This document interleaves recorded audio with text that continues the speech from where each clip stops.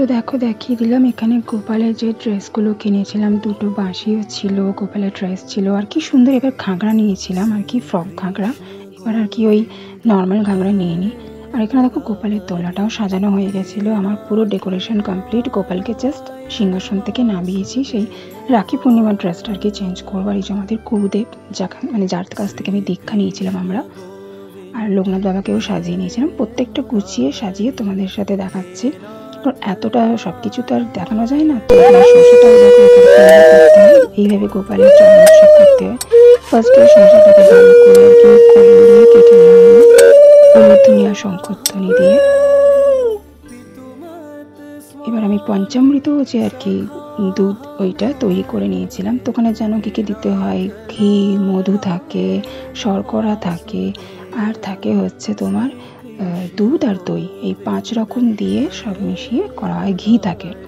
আর যখন পুজো করব তো তখন বলে নিতে হবে ওম ভগবতে বাসুদেবায় নমঃ। তো এইটা বলে আর কি গোপালকে স্নান করাতে হবে। তো এরপরে আমি আর কি পুষ্প স্নানও দিয়ে দিয়েছিলাম আমার গোপালকে।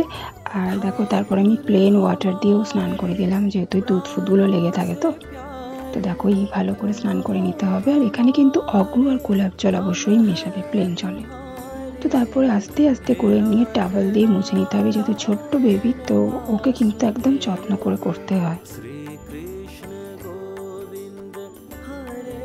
তো তারপরে দেখো একটু বসিয়ে দিলাম খালি গায়ে, তারপর ওকে সাজিয়ে গুজিয়ে দিচ্ছিলাম। তো এইটা আর কি অল্প করেই দেখালাম, অনেকটা তো সাজাতে লাগে, তো অল্প অল্প করে দেখাচ্ছি।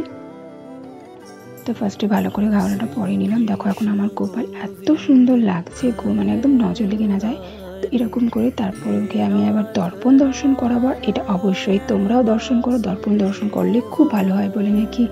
দর্পণ দর্শনে আর কি মন থেকে সব রকম পাপ চলে যায় এবং পূর্ণতা লাভ করে এবং সব ভালো হয়, সুস্থ থাকে। তো এখানে আবার ঝুলা আর কি দোলালাম গোপালকে একটুখানি।